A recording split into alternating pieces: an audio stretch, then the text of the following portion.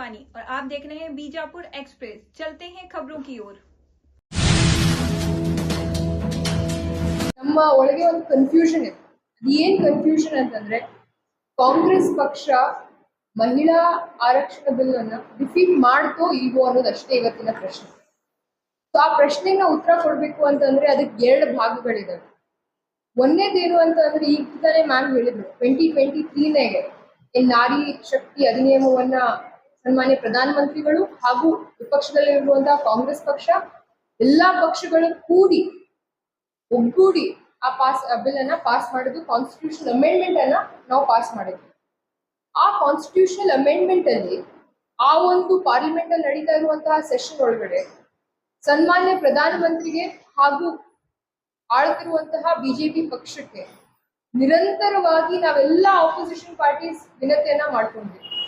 ಯಾರಿಗಾದ್ರೂ ಗೊತ್ತದೆ ಅಂದ್ರೆ ಅದು ಏನ್ ವಿನತಿ ಅದಂತ? Is a simple request. ನಾವು ಮಾಡಿದ್ದೇನು ಅಂತ ಅಂದ್ರೆ 2023 ಒಳಗೆ ನೀವೇನ್ ವುಮೆನ್ಸ್ ರೆಸರ್ವೇಶನ್ ಬಿಲ್ ಅನ್ನ ತರ್ತಾ ಇದ್ದೀರಿ, ಆ 2023 ವುಮೆನ್ಸ್ ರೆಸರ್ವೇಶನ್ ಬಿಲ್ ಒಳಗಡೆನೆ ಈಗಿಂದಲೇ 2011 ಸೆನ್ಸಸ್ ಅನ್ನ ತಗೊಂಡಿರುವಂತಹ ಈ ಒಂದು ಬಿಲ್ ಅಲ್ಲಿ ನೀವು ಮಹಿಳಾ ಆರಕ್ಷಣವನ್ನ ಜಾರಿಗೆ ತರ್ರಿ ಅಂತ ನಾವು ಅವತ್ತನೇ ಬೇಡ್ಕೊಂಡ್ವಿ. ನಮ್ ರಿಕ್ವೆಸ್ಟ್ ಏನಿತ್ತು ಅಂತಂದ್ರೆ 2024 ಒಳಗೆ ಬರುವಂತಹ ಲೋಕಸಭಾ ಚುನಾವಣೆಗೆ ಈ ಒಂದು ವುಮೆನ್ಸ್ ರೆಸರ್ವೇಶನ್ ಬಿಲ್ ಅಪ್ಲಿಕೇಬಲ್ ಆಗ್ಬೇಕು ಅನ್ನುವಂತಹ ಪ್ರಾಮಾಣಿಕ ಪ್ರಯತ್ನವನ್ನ ನಾವು ಎಲ್ಲಾ ಪಕ್ಷದವರು ಕೂಡಿ ಅವತ್ತು ಪ್ರಧಾನಮಂತ್ರಿಗಳಿಗೆ ಹಾಗೂ ನಮ್ಮ ಹೋಮ್ ಮಿನಿಸ್ಟರ್ ಆಗಿರುವಂತಹ ಅಮಿತ್ ಶಾ ಅವ್ರಿಗೆ ಮಾಡಿದಾಗ ಅವರು ಆ ಬಿಲ್ ಅಲ್ಲಿ ಒಂದು ಏನ್ ಪ್ರೊವಿಷನ್ ಇತ್ತು ಅಂತ ಅಂದ್ರೆ 2026 ಆದ ನಂತರ ಏನು ಮೊದಲನೇ ಸೆನ್ಸಸ್ ಆಗ್ತೈತಿ ಆ ಸೆನ್ಸಸ್ ಅನ್ನ ಬೇಸಿಸ್ ಆಗಿ ಇಟ್ಕೊಂಡು ಅವರು ಡಿಲಿಮಿಟೇಷನ್ ಅನ್ನ ನಾವು ಜಾರಿಗೆ ತರ್ತೀವಿ ಅನ್ನುವಂತಹ ಮಾತನ್ನ ಹೇಳಿದ್ರು. ಸೊ ಐ ಫೀಲ್ ಲೈಕ್ ಇದ್ರೊಳಗೆ ಏನಿದೆ ಅಂತಂದ್ರೆ ನಾವು ಒಂದ್ ಏನ್ ತಿಳ್ಕೋಬೇಕು ಅಂದ್ರೆ ಡಿಲಿಮಿಟೇಷನ್ಗೆ ಮತ್ತು ಮಹಿಳಾ ಆರಕ್ಷಣೆಗೆ ಲಿಂಕ್ ಮಾಡುವಂತಹ ಅವಶ್ಯಕತೆ ಇರಲಿಲ್ಲ parliament. There was absolutely no need to link the women's reservation bill to the bill regarding delimitation. ಯಾಕಂತಂದ್ರೆ delimitation is a very complicated political process. ಅದ್ರೊಳಗೆ ಬರೀ ಒಂದು ಪಕ್ಷ ಅಥವಾ ಎರಡು ಪಕ್ಷ ಇರಲ್ಲ. ಈ ದೇಶದೊಳಗಿರುವಂತಹ ಪ್ರತಿಯೊಬ್ಬ ಪಕ್ಷ, ಪ್ರತಿಯೊಬ್ಬ ನಾಗರಿಕರು ಕೂಡ ಆ ಒಂದು ಸೆನ್ಸಸ್ ಅಲ್ಲಿ, ಆ ಒಂದು ಡಿಲಿಮಿಟೇಷನ್ ಎಕ್ಸರ್ಸೈಸ್ ಅಲ್ಲಿ ಅದಕ್ಕೊಂದು ಭಾಗಿ ಇರುತ್ತೆ. ಅವ್ರದೇ ಆದಂತಹ ಒಂದು ಪಕ್ಷ ಇರುತ್ತೆ.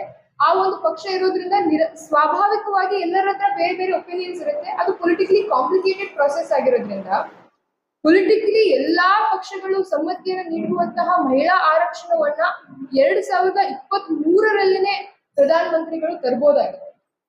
ಆದ್ರೆ ಅವ್ರೇನ್ ಮಾಡಿದ್ರು ಅಂತಂದ್ರೆ ಈ ಮಹಿಳಾ ಆರಕ್ಷಣ ಬಿಲ್ ಅನ್ನ ಡಿಲಿಮಿಟೇಷನ್ ಜೊತೆ ಕಪಲ್ ಮಾಡಿ ಮಹಿಳೆಯರಿಗೆ ಒಂದು ಶೀಲ್ಡ್ ಆಗಿ ಉಪಯೋಗಿಸುವಂತಹ ಪ್ರಯತ್ನವನ್ನ ಇವತ್ತು ನಮ್ಮ ಪ್ರಧಾನಮಂತ್ರಿಗಳು ಮಾಡಿದ್ದಾರೆ ಅಂತಂದ್ರೆ ತಪ್ಪಾಗಿದೆ. ಇದಕ್ಕೆ ನಮ್ಮ ವಿರೋಧ ಇದೆ ಅಂತ ನಾನು ನಿಮ್ಗೆ ಹೇಳಕ್ ಇಷ್ಟಪಡ್ತೀನಿ. ನೀವೆಲ್ಲರೂ ಕೇಳ್ಬೋದು ಡಿಲಿಮಿಟೇಷನ್ ಮಾಡಿದ್ರೆ ಏನಿದೆ, ಅದಕ್ಕೇನಿದೆ, ಇದೇ ಸೆನ್ಸಸ್ ಮೇಲೆ ಮಾಡಿದ್ರೆ ಏನಿದೆ ಅಂತ. You need to understand one thing. ಈ ಡಿಲಿಮಿಟೇಷನ್ ಪ್ರಾಸೆಸ್ ಅಂದ್ರೆ ಏನು? ಡಿಲಿಮಿಟೇಷನ್ ಪ್ರಾಸೆಸ್ ಅಂದ್ರೆ ಮರುವಿಂಗಡಣೆ, ಕ್ಷೇತ್ರದ ಮರುವಿಂಗಡಣೆ. ಇದು ಭಾರತದ ಇತಿಹಾಸದಲ್ಲಿ 4 ಸರಿ ಈಗಾಗಲೇ ಮಾಡ್ಬಿಟ್ಟಿದೆ. 1952 ಅಲ್ಲಿ ಇಂಡಿಯನ್ ಪಾರ್ಲಿಮೆಂಟ್ ಅಲ್ಲಿ 494 ಸೀಟ್ಸ್ ಇತ್ತು. 1963 ಅಲ್ಲಿ ಅದೇ ಸೀಟ್ಸ್ 522 ಆಗುತ್ತೆ. 1973 ಅಲ್ಲಿ ಅದು 543 ಆಗುತ್ತೆ. ಆ 543 ಇವತ್ತಿನವರೆಗೂ ನಾವು ಫಾಲೋ ಮಾಡ್ತಾ ಬರ್ತಾ ಇದ್ದೀವಿ. ಈ 1973 ಅಲ್ಲಿ ಏನಾಗುತ್ತಲ್ಲ, that is what about by amendment that was passed in the Indira Gandhi government in 1976. 1976 ಅಲ್ಲಿ ಇಂದಿರಾ ಗಾಂಧಿ ಅವರು ಏನ್ ಹೇಳ್ತಾರೆ ಅಂದ್ರೆ ನಾವು ಇವತ್ತು ಒಂದು ಫ್ರೀಸ್ ಅನ್ನ ಲಾಗು ಮಾಡ್ತೀವಿ. ಈ 543 ಸೀಟ್ಸ್ ಮೇಲೆ ಎಲ್ಲಾ ಸ್ಟೇಟ್ಸ್ ನೀವು ಸೀಟ್ಸ್ ಅನ್ನ ಶೇರಿಂಗ್ ಬೇಸಿಸ್ ನಾವು ಇವತ್ತೇನು ರೇಷಿಯೋ ಅನ್ನ ತಯ ಮಾಡಿದೀವಿ, ಇದೇ ರೇಷಿಯೋ ಅನ್ನ, ಇದೇ ಸೀಟ್ ನಂಬರ್ ಅನ್ನ ನಾವು ಫ್ರೀಸ್ ಮಾಡಿ ಮುಂಬರುವಂತಹ 15ರಿಂದ 20 ವರ್ಷದವರೆಗೂ ನೀವು ಇದನ್ನೇ ಫಾಲೋ ಮಾಡಬೇಕು ಅನ್ನುವಂತಹ ಒಂದು ಲಾ ಅನ್ನ, ಅಮೆಂಡ್ಮೆಂಟ್ ಅನ್ನ ಪಾರ್ಲಿಮೆಂಟ್ ಅಲ್ಲಿ ಪಾಸ್ ಮಾಡ್ತಾರೆ. ಯಾಕೆ ಇದನ್ನ ಪಾಸ್ ಮಾಡ್ತಾರೆ ಅಂತ ಅಂದ್ರೆ ಅವತ್ತಿನ ಇರುವಂತಹ ಆ ಒಂದು ರಾಜಕೀಯ ವಾತಾವರಣದಲ್ಲಿ ನಮ್ಮಂತ ಸದರ್ನ್ ಸ್ಟೇಟ್ಸ್ ಏನಿರುತ್ತೆ ಒಂದು ಪ್ರಶ್ನೆನ ಇಡುತ್ತೆ ಸೆಂಟ್ರಲ್ ಗವರ್ಮೆಂಟ್ಗೆ. ನಿರಂತರವಾಗಿ ಇದೇ ರೀತಿ ಉತ್ತರ ಭಾರತದ ಜನಸಂಖ್ಯೆ ಹೆಚ್ಚಿಗೆ ಆಗ್ತಾ ಹೋಗುವಂತಹ ಸಮಯದಲ್ಲಿ, ನಾವು ಪಾಪ್ಯುಲೇಷನ್ ಕಂಟ್ರೋಲ್ ಮಾಡ್ತಾ ಇರುವಂತಹ ಸಮಯದಲ್ಲಿ ಈ ಡಿಲಿಮಿಟೇಷನ್ ಎಕ್ಸರ್ಸೈಸ್ ಸೆನ್ಸಸ್ ಬೇಸಿಸ್ ಮೇಲೆ ಪ್ರತಿ 10 ವರ್ಷಕ್ಕೆ ಒಂದ್ಸರಿ ನಮ್ಮ ಹತ್ರ ಸೆನ್ಸಸ್ ಆಗುತ್ತೆ. ಸೆನ್ಸಸ್ ಬೇಸಿಸ್ ಮೇಲೆ ನಿರಂತರವಾಗಿ ಪಾಪ್ಯುಲೇಷನ್ ಹೆಚ್ಚಿಗೆ ಆಗ್ತಾ ಇರುವಂತಹ ಸಮಯದಲ್ಲಿ ನಮ್ಮ ರೆಪ್ರೆಸೆಂಟೇಷನ್ ನಾಳೆ ಕಡಿಮೆ ಆದ್ರೆ ಇದಕ್ಕೆ ಯಾರು ರೆಸ್ಪಾನ್ಸಿಬಲ್? ನಮ್ಮ ಒಂದು ಪ್ರಾತಿನಿಧ್ಯವನ್ನ ನೀವು ಕಾಪಾಡಬೇಕು ಅನ್ನುವಂತಹ ಕೂಗು ಎದ್ದಾಗ ಸನ್ಮಾನ್ಯ ಶ್ರೀ ಇಂದಿರಾ ಗಾಂಧಿ ಅವರು ಸದರ್ನ್ ಸ್ಟೇಟ್ಸ್ ನ ಇಂಟ್ರೆಸ್ಟ್ ಅನ್ನ ಪ್ರೊಟೆಕ್ಟ್ ಮಾಡೋದಕ್ಕೆ 42nd ಅಮೆಂಡ್ಮೆಂಟ್ ಆಕ್ಟ್ ಅನ್ನ ತಗೊಂಡ್ ಬರ್ತಾರೆ. ಈ 42nd ಅಮೆಂಡ್ಮೆಂಟ್ ಆಕ್ಟ್ ಅಲ್ಲಿ ಅವರು ಏನ್ ಹೇಳ್ತಾರೆ ಅಂದ್ರೆ, ಸದರ್ನ್ ಪಾಪ್ಯುಲೇಷನ್ಗೆ ನೀವೇನ್ ಪಾಪ್ಯುಲೇಷನ್ ಕರ್ವ್ ಮಾಡ್ತಾ ಇದ್ದೀರಾ, ನಿಮಗ್ ನಾನು ಪೀನಲೈಸ್ ಮಾಡಲ್ಲ. ಅದಕ್ಕೆ ಆ ಒಂದು 1973 ಅಲ್ಲಿ ಏನ್ ಸೀಟ್ ಫ್ರೀಸ್ ಆಯ್ತು, ಡಿಲಿಮಿಟೇಷನ್ ಅಲ್ಲಿ ಟೋಟಲ್ ನಂಬರ್ ಆಫ್ ಸೀಟ್ಸ್ ಏನ್ ಫ್ರೀಸ್ ಆಯ್ತು, ಅದಕ್ಕೆ ಕಾರಣ ಇದು. ಇದ್ರ ನಂತರ ವಾಜಪೇಯಿ ಅವರು ಬರ್ತಾರೆ. ವಾಜಪೇಯಿ ಅವರು ಕೂಡ 2001ರಲ್ಲಿ 84th ಅಮೆಂಡ್ಮೆಂಟ್ ಆಕ್ಟ್ ಅನ್ನ ಪಾಸ್ ಮಾಡ್ತಾರೆ. 84th amendment act also States that the freeze that is brought ahead by the 42nd amendment act ಅನ್ನ ನಾವು ಕಂಟಿನ್ಯೂ ಮಾಡ್ತೀವಿ ಅನ್ನುವಂತಹ ಮಾತನ್ನ ಹೇಳ್ತಾರೆ. ಅವರು ವಾಜಪೇಯಿ ಅವರು ಕೂಡ ಆ ಹೆಜ್ಜೆನ ಯಾಕೆ ತಗೊಂಡ್ರು? ಯಾಕಂತಂದ್ರೆ ನಮ್ಮಂತಹ ಸದರ್ನ್ ಸ್ಟೇಟ್ಸ್, ಕೇರಳ, ತಮಿಳುನಾಡು, ಆಂಧ್ರ ಪ್ರದೇಶ್, ಇಂಥ ಸ್ಟೇಟ್ಸ್, ಕರ್ನಾಟಕ, ಇವೆಲ್ಲ ಸ್ಟೇಟ್ಸ್ ಇಂಟ್ರೆಸ್ಟ್ ಅನ್ನು ನಾವು ಪ್ರೊಟೆಕ್ಟ್ ಮಾಡಬೇಕು ಅನ್ನುವಂತಹ ಉದ್ದೇಶದಿಂದ ಸನ್ಮಾನ್ಯ ಶ್ರೀ ವಾಜಪೇಯಿ ಅವರು ಅವತ್ತೂ ಕೂಡ ಇದೇ ಸೇಮ್ ಬೇಸಿಸ್, ಇದೇ ಸೇಮ್ ಲಾಜಿಕ್ ಮೇಲೆ ಈ ಒಂದು ಸೀಟ್ ಶೇರಿಂಗ್ ಬೇಸಿಸ್ ಅನ್ನ ಕಂಟಿನ್ಯೂ ಮಾಡ್ತಾರೆ. ಆದ್ರೆ ಈ ಒಂದು 84th ಅಮೆಂಡ್ಮೆಂಟ್ ಆಕ್ಟ್ ಏನ್ ಹೇಳುತ್ತೆ ಅಂದ್ರೆ, delimitation exercise will be done again on the basis of the first census that happens post 2026. So first census 2026 ಆದ ನಂತರ ಏನು ಮೊದಲನೇ ಸೆನ್ಸಸ್ ಆಗುತ್ತೆ, ಆ ಸೆನ್ಸಸ್ ಬೇಸಿಸ್ ಮೇಲೆ ನೀವು ಡಿಲಿಮಿಟೇಷನ್ ಅನ್ನ ಮತ್ತೆ ಮಾಡಬಹುದು ಅನ್ನುವಂತಹ ಮಾತನ್ನ ಹೇಳ್ತಾರೆ. ನೀವ್ ಈ ಮಾತನ್ನ ಬಹಳ ಗಮನಿಸಿ ನೀವು ಯೋಚನೆ ಮಾಡ್ಬೇಕು. ಯಾಕೆ ನಾನು ನಿಮ್ಗೆ ಈ ಮಾತನ್ನ ಹೇಳ್ತೀನಿ ಅಂದ್ರೆ, ಇವಾಗಿರುವಂತಹ ಆಡಳಿತ ಪಕ್ಷ ಒಂದು ಷಡ್ಯಂತ್ರವನ್ನ ರಚಿಸಿದೆ. ಅದು ಏನ್ ಮಾಡಿದೆ ಅಂದ್ರೆ, 2023ರಲ್ಲಿ ನಾರಿ ವಂದನಾ ಅಧಿಶಕ್ತಿ ನಿಯಮವನ್ನ ತಗೊಂಡ್ ಬರುತ್ತೆ. ಆದ್ರೆ ವಾಟ್ ಇಸ್ ದ ರೀಸನ್? ಯಾಕೆ ಇಂಪ್ಲಿಮೆಂಟ್ ಯಾಕೆ ಆಗಿಲ್ಲ ಅದು ಇಮಿಡಿಯೇಟ್ ಆಗಿ? ಯಾಕಂದ್ರೆ 2003ರಲ್ಲಿ ಅದನ್ನ ಅವ್ರು ಇಂಪ್ಲಿಮೆಂಟ್ ಮಾಡ್ಬಿಟ್ಟಿದ್ರೆ ಆ ಒಂದು ಬೇಸಿಸ್ ಮೇಲೆ ಸೀಟ್ ಶೇರಿಂಗು ಹಾಗೂ ರೆಸರ್ವೇಶನ್ ಫ್ರೀಸ್ ಆಗ್ಬಿಟ್ಟಿತ್ತು. ಸೊ ಅದನ್ನ ತಪ್ಪಿಸೋದಕ್ಕೆ ತಮ್ಮ ಓನ್ ಟೈಮ್ ಲೈನ್ ಮೇಲೆ ತಮಗ್ ಬೇಕಾಗಿರುವಂಗೆ ಮರು ವಿಂಗಡಣೆ ಮಾಡ್ಬೇಕು ಅನ್ನುವಂತಹ ಉದ್ದೇಶದಿಂದ ಆಡಳಿತ ಪಕ್ಷ ಏನ್ ಮಾಡ್ತಾ ಇದೆ ಅಂತಂದ್ರೆ, ಸೆನ್ಸಸ್ ಅನ್ನೇ ಡಿಲೇ ಮಾಡಿ 2021 ಅಲ್ಲಿ ಆಗ್ಬೇಕಾಗಿರುವಂತಹ ಸೆನ್ಸಸ್ ಕೋವಿಡ್ಗೋಸ್ಕರ ಮುಂದೂಡಿದ್ರು. ಕೋವಿಡ್ಗೋಸ್ಕರ ಮುಂದೂಡಿ 2023ರಲ್ಲಿ ಇವ್ರು ಸೆನ್ಸಸ್ ಮಾಡ್ಬೋದಾಗಿತ್ತು, 2024ರಲ್ಲಿ ಇವ್ರು ಸೆನ್ಸಸ್ ಮಾಡ್ಬೋದಾಗಿತ್ತು, 25ರಲ್ಲಿ ಇವ್ರು ಸೆನ್ಸಸ್ ಮಾಡ್ಬೋದಾಗಿತ್ತು. ಆದ್ರೆ 26 ನಂತರ ಇವ್ರು ಯಾಕೆ ಸೆನ್ಸಸ್ ಮಾಡ್ತಾ ಇದ್ದಾರೆ? ಯಾಕಂದ್ರೆ the answer to this lies in the 84th amendment which states that after 2026 you will be allowed to gerrymander the state. ಹೊಸ ಜೆರಿಮ್ಯಾಂಡ್ರಿಂಗ್ ಅಂತ ಅಂದ್ರೆ ಪುನರ್ ವಿಂಗಡಣೆಯನ್ನ ನೀವು ಮಾಡಬಹುದು. ನಿಮಗೆ ಜಾತಿ ಆಧಾರದ ಮೇಲೆ, ಜನಗಣತಿ ಆಧಾರದ ಮೇಲೆ ಒಂದು ಫೋಕಸ್ ಅನ್ನ ಇಟ್ಕೊಂಡು ಈ ಸ್ಟೇಟ್ಸ್ ಇಲ್ಲಿ ಬರುವಂತಹ ಎಲ್ಲಾ ಕ್ಷೇತ್ರಗಳನ್ನ ಮರು ವಿಂಗಡಣೆ ಮಾಡಬೇಕು ಅನ್ನುವಂತಹ ಉದ್ದೇಶದ ಮೇಲೆ ಈ ಒಂದು ಆಕ್ಟ್ ಅನ್ನ ನಮ್ಮ ಪಾರ್ಲಿಮೆಂಟ್ ಅಲ್ಲಿ ಇವತ್ತು ಪಾಸ್ ಮಾಡೋದಕ್ಕೆ ಪ್ರಯತ್ನವನ್ನ ಮಾಡಿದ್ದಾರೆ. ಇವಾಗ ನಮ್ಮ ಆಡಳಿತ ಪಕ್ಷದ ಮನಸ್ಸಿನಲ್ಲಿ ಏನ್ ಬದಲಾವಣೆ ಆಯ್ತು ಅದು ನಮಗೂ ಗೊತ್ತಿಲ್ಲ. ಒಮ್ಮೆಲ್ಗೆ ಅವ್ರು ಏನ್ ಹೇಳ್ತಾರೆ, ಇಲ್ಲ ಇಲ್ಲ ಬೇಡ ನಾವು 2011 ಮೇಲೆನೆ ಇದನ್ನ ಮಾಡೋಣ ಅಂತ ಹೇಳ್ತಾರೆ. ನಾವ್ you have to understand one thing.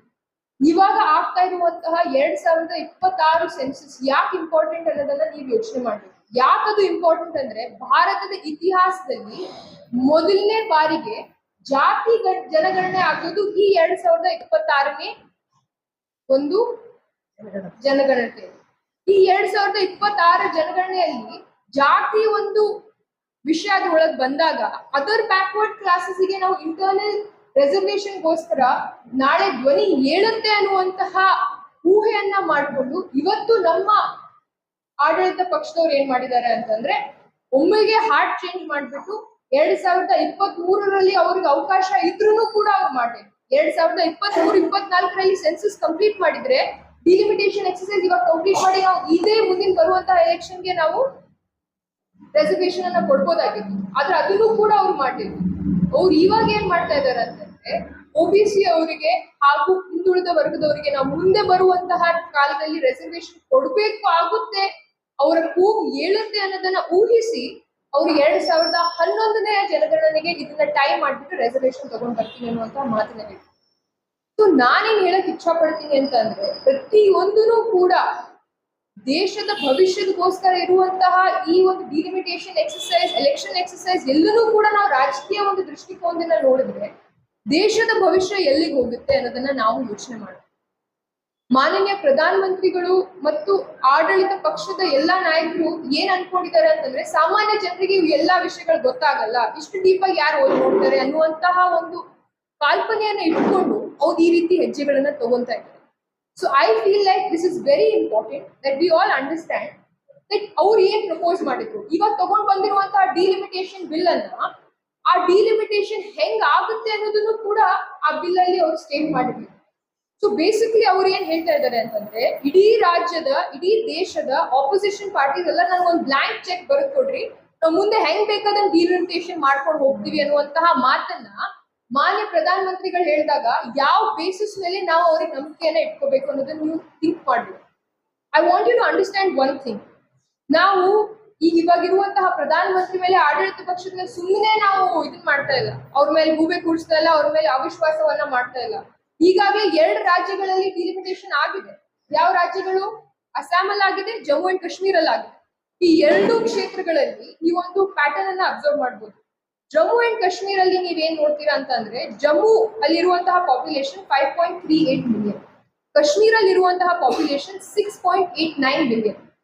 Jammu ಅಲ್ಲಿರುವಂತಹ seats 38 seats, 38 seats increases to 43 seats after delimitation. ಆದ್ರೆ ನೀವು ಇದನ್ನೇ ಯೋಚನೆ ಮಾಡಿ, ಹೆಚ್ಚಿನ ಜನಸಂಖ್ಯೆ ಇರುವಂತಹ ಕಾಶ್ಮೀರ್ ಭಾಗದಲ್ಲಿ 46 ಸೀಟ್ಸ್ ಹೋಗಿ ಬರೀ 47 ಸೀಟ್ಸ್ ಆಗುತ್ತೆ. So what is the government trying to do? ಎಲ್ಲಿ ಅವರಿಗೆ ಡಿಲಿಮಿಟೇಷನ್ ಅಧಿಕಾರವನ್ನ ಸಿಗುತ್ತೋ ಅವ್ರು ಹೆಂಗ್ ಬೇಕಾದಂಗ ಅದನ್ನ ದುರುಪಯೋಗವನ್ನ ಮಾಡ್ತಾ ಇದ್ದಾರೆ. ಇವಾಗ ಅಸ್ಸಾಂ ಅಲ್ಲೂ ಕೂಡ ನಾವು ಅದನ್ನೇ ನೋಡ್ಬೋದು.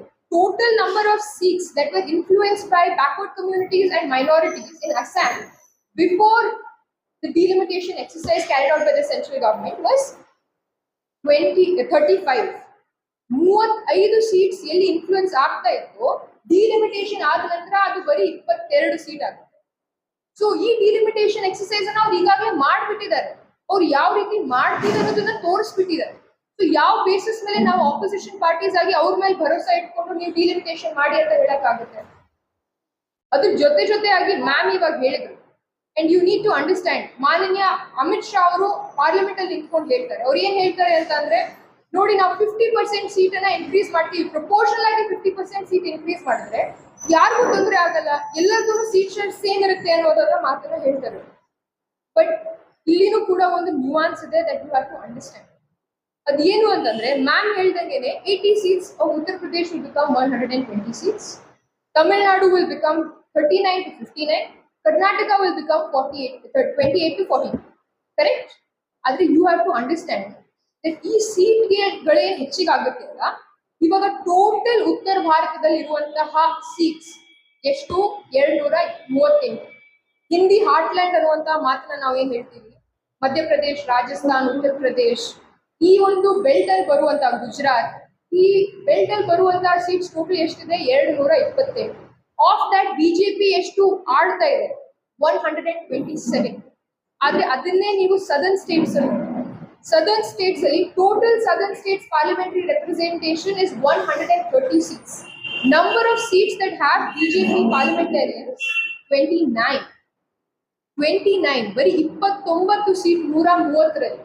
ನಾಳೆ ಪ್ರಪೋರ್ಷನಲಿ 50% ಇನ್ಕ್ರೀಸ್ ಆದ್ರೂ ಕೂಡ ಓವರ್ ಆಲ್ ನಂಬರ್ ಸ್ಟ್ರೆಂತ್ ಏನಿದೆ ಹಿಂದಿ ಹಾರ್ಟ್ಲ್ಯಾಂಡ್ ಅದು ಏರಿಕೆ ಆಗೋದು, and we will not be able to match that proportion.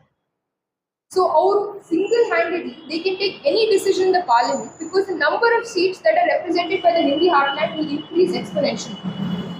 So delimitation is a very complicated exercise. ನಾನು ಏನ್ ಹೇಳಕ್ ಇಚ್ಛಾ ಪಡ್ತಾ ಇದ್ದೀನಿ ಅಂತಂದ್ರೆ, delimitation is a very complicated exercise. ಈ ಕಾಂಪ್ಲಿಕೇಟೆಡ್ ಎಕ್ಸರ್ಸೈಸ್ ಅನ್ನ ವುಮೆನ್ ರಿಸರ್ವೇಶನ್ ಬಿಲ್ ಜೊತೆ ಟೈ ಅಪ್ ಮಾಡುವಂತಹ ಉದ್ದೇಶ ಮತ್ತೆ ನೆಸೆಸಿಟಿ ಇರಲಿಲ್ಲ. ಅವ್ರು ಯಾಕೆ ಈ ರೀತಿ ಮಾಡುದು ಅಂತ ಅದು ಬರೀ ಅವರಷ್ಟೇ ಹೇಳ್ಬೇಕು.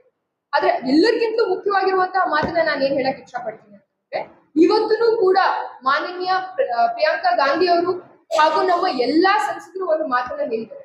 ಇವತ್ತೂ ಕೂಡ ನೀವು ಮುಂದಿನ ಪಾರ್ಲಿಮೆಂಟರಿ ಸೆಷನ್ ಅಲ್ಲಿ ಒಂದು ಸೆಷನ್ ಅನ್ನ ಕರೆದು ಅಲ್ಲಿ ನೀವು ಇದನ್ನೇ 2023 ಅಲ್ಲಿ ನೀವೇನ್ ಭಾರತೀಯ ಅಧಿನಿಯಮ ತಗೊಂಡು ಬಂದಿದ್ದೀರಾ, ಈ ಎಕ್ಸಿಸ್ಟಿಂಗ್ ಸೀಟ್ಸ್ ಮೇಲೆ 33% ರಿಸರ್ವೇಶನ್ ಮಾಡಿ, we will support it in parliament.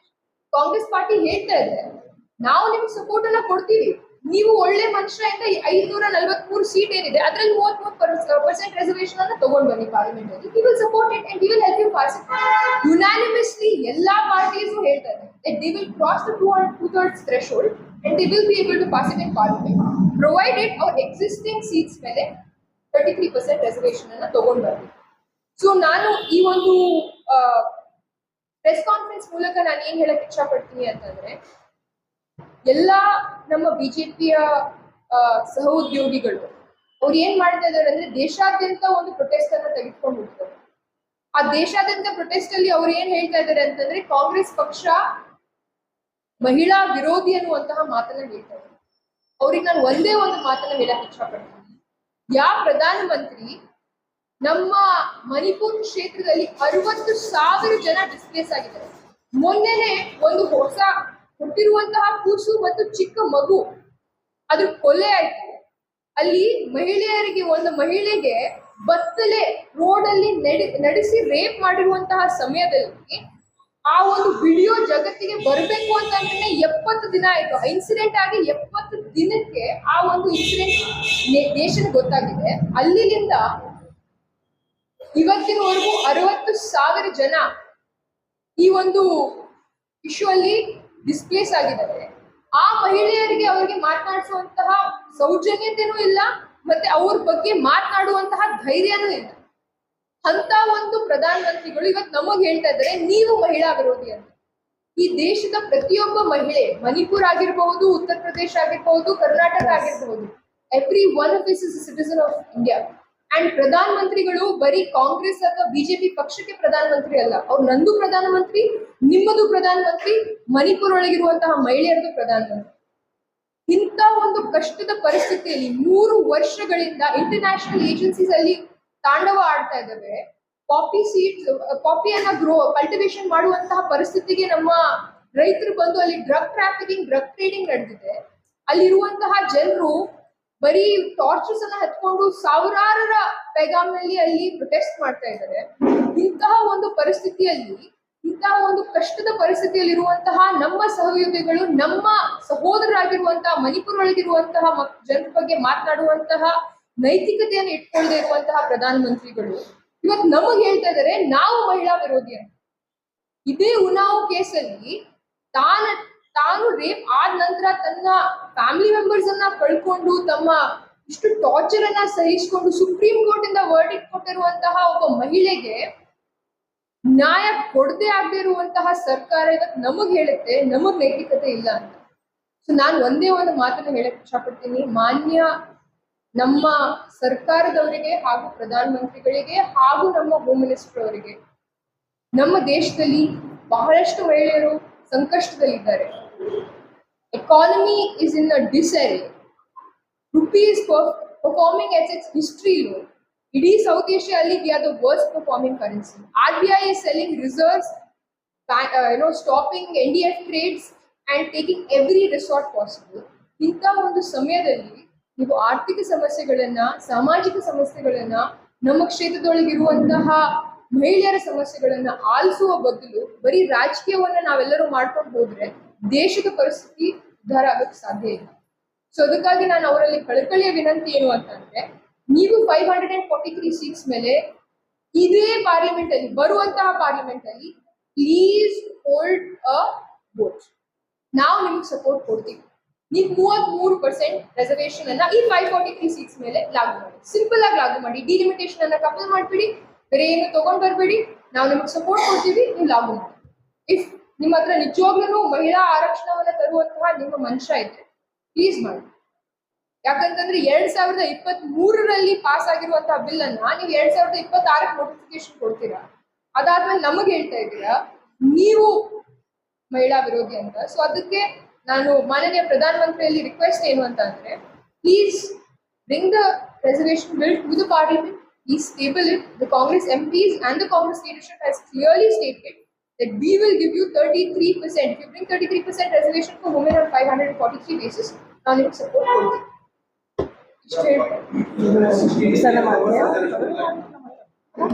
Already marathon ಅಲ್ಲಿ 80% ಉಳಿದೋಗಿದೆ. ಅವರಿಗೆ ನೀವು ತಿಳ್ಕೊಂಡು ಬರಲಿದೆ. They have already made us a directive. It already ಆಗಿದೆಯಾ? ಈಗ Setting the trend that progress is a human. Even you go to all human across the state and across the country, they are only progress. ನೀವು ಯಾವುದಕ್ಕೂ ಒಂದು reaction ಮಾಡಿಲ್ಲ ಇದು ಮಾಡಬೇಕು how you to change the trend which is already been set in the mind. ಇವಾಗ ನೋಡಿ ಒಂದ್ ಮಾತು ಹೇಳ್ತೀನಿ. ಮೊದ್ಲಿಂದೆ ಪ್ರಧಾನಮಂತ್ರಿ ಅವರು ಬಿಜೆಪಿ ಅವರು ಜನರ ದಿಕ್ಕನ್ನು ತಪ್ಪಿಸ್ತಾ ಬಂದಿದ್ದಾರೆ, ಅದೇ ಮಾಡ್ತಾ ಇದ್ದಾರೆ. ಇವಾಗೂ ಅದೇ ಟ್ರೆಂಡ್ ಅವ್ರು ಸೆಟ್ ಮಾಡಿದ್ದಾರೆ. ಇವಾಗ ಯಾಕೆ ಹೇಳ್ತಾ ಇದೀವಿ ಅಂದ್ರೆ ಈ delimitation bill separate, woman reservation bill is already passed. ಅದ್ರ ಮೇಲೆ ಇದು ಚರ್ಚೆ ಮಾಡುವುದೇ ಬೇಕಾಗಿಲ್ಲ. ಅವರು ಇವಾಗ ಮಾಡ್ಬೇಕಾಗಿದ್ರೆ ಇಲೆಕ್ಷನ್ ಮಧ್ಯದಲ್ಲಿ ಯಾಕೆ ಮಾಡ್ತಿದ್ರು, ಅದು ಸ್ವಲ್ಪ ನೀವು ಯೋಚನೆ ಮಾಡ್ಬೇಕಾಗುತ್ತೆ. ಇಲೆಕ್ಷನ್ ವೋಟಿಂಗ್ ನಡೆದಿದೆ, ಇನ್ನೂ ಪೆಂಡಿಂಗ್ ಇತ್ತು ನಮ್ ವೆಸ್ಟ್ ಬೆಂಗಾಲ್ ಮತ್ತೆ ತಮಿಳ್ನಾಡು. ಅದರಲ್ಲಿ ಸ್ಪೆಷಲ್ ಸೆಷನ್ ಕರೆದಿ ಇದೆಲ್ಲ ಮಾಡ್ಬೇಕು. ಸರ್ಕಸ್ ಯಾಕೆ ಮಾಡ್ಬೇಕಾಗಿತ್ತು ಅವರು?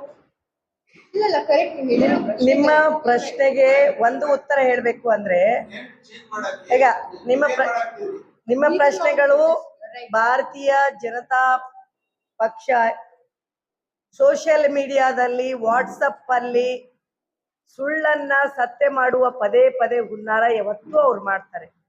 ಇದು ಕೂಡ ರೋಡ್ಗೆ ತಂದು ತಪ್ಪು ಕಲ್ಪನೆ ಮಾಡ್ತಾ ಇದ್ದಾರೆ. ನಮ್ಮದು ರಾಜ್ಯದಲ್ಲಿ ಈಗಾಗಲೇ ಪತ್ರದ ಮೂಲಕ ಪ್ರಧಾನಮಂತ್ರಿಯವರಿಗೂ ನಮ್ಮ ರಾಷ್ಟ್ರೀಯ ಮಹಿಳಾ ಅಧ್ಯಕ್ಷರು ಮಹಿಳಾ ಅಧ್ಯಕ್ಷರು ಹೇಳ್ತಾರೆ, ಎಲ್ಲ ಮಹಿಳೆಯರ ಕಡೆಯಿಂದ ಇಡೀ ದೇಶದಲ್ಲಿ ಮಹಿಳೆಯರ ಕಡೆಯಿಂದ ಪೋಸ್ಟ್ ಲೆಟರ್ ಒಂದು ಹೋಗುವುದರ ಮೂಲಕ ಪ್ರಧಾನಮಂತ್ರಿಯವರಿಗೆ ಕಿವಿಯಲ್ಲಿ ಸಂಯುಕ್ತ ಪಾಟೀಲ್ ಅವರು ಹೇಳ್ದಂಗೆ ಎಲ್ಲ ಮಹಿಳೆಯರ ಇಚ್ಛೆಯಂತೆ 543ರಲ್ಲೇ 33% ಮೀಸಲಾತಿ ಏನಂತ ತಂದು ಬಂದಿದೆ. ನೋಡಿ ಹೆಣ್ಮಕ್ಳು ಹೆಂಗಿದಿವೆ, ಒಂದ್ ಹೇಳ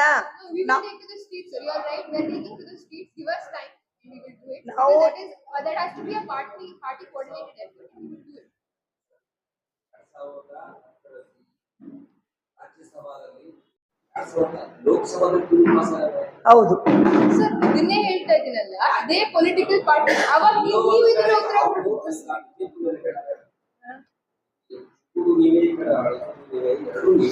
ಸರ್, ನಾವೊಂದು ಮಾತಾಡಲ್ಲ. 2010ರಲ್ಲಿ ಏನಾಯ್ತು ಸರ್? ಅಂಬೇಡ್ಕರ್ ಅವರು ಕೂಡ ಇವರು ಬಹಳ ವಿರೋಧಿ